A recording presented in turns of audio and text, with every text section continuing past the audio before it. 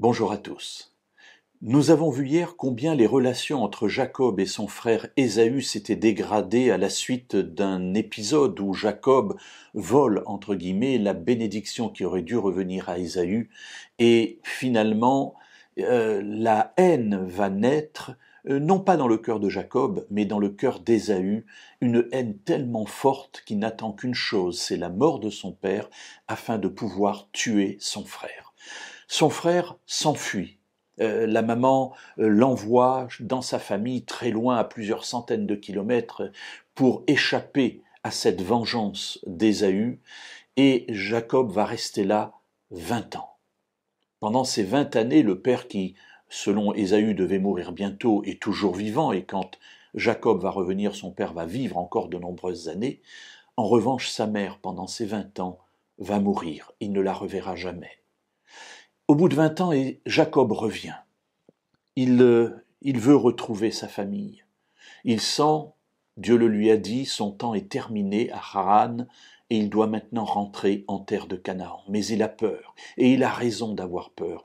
Lors de son voyage de retour, des éclaireurs lui disent « Ton frère vient à ta rencontre et il a 400 hommes armés avec lui. » Évidemment, il sait ce que cela veut dire. Alors, Jacob va multiplier les gestes d'apaisement, il va multiplier les gestes de soumission, il ira jusqu'à se prosterner lui-même à plusieurs reprises en s'avançant vers son frère Jacob. Il lui présente des cadeaux, des richesses pour apaiser son cœur et pour montrer que lui aussi, Jacob, a changé, parce que Dieu également l'a transformé. Que va-t-il se passer ? Les derniers instants sont redoutables. Jacob est là, agenouillé avec ses femmes, ses enfants, et puis Ésaü est là devant lui avec les 400 hommes armés. Que va-t-il se passer ? Dans le livre de la Genèse, au chapitre 33 et au verset 4, il est dit « Ésaü courut à la rencontre de Jacob. Il l'embrassa, se jeta à son cou et lui donna un baiser, et ils pleurèrent. »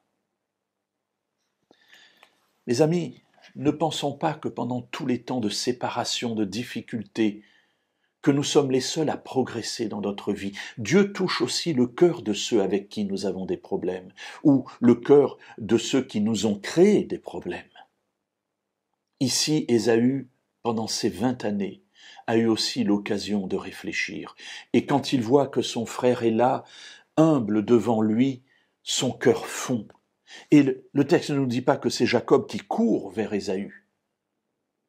Jacob est là, prosterné. Mais c'est Ésaü, celui qui voulait tuer son frère, qui court à lui. Et les mots sont tendres, sont beaux, il l'embrasse, il se jette à son cou, il lui donne un baiser. Et finalement, ils pleurent ensemble. Ils sont réconciliés. Ne doutons jamais de la capacité que Dieu a de toucher le cœur de ceux qui nous en veulent, pour une raison justifiée ou non d'ailleurs. Tout ne se termine pas aussi bien, bien entendu. Je connais aussi la vie.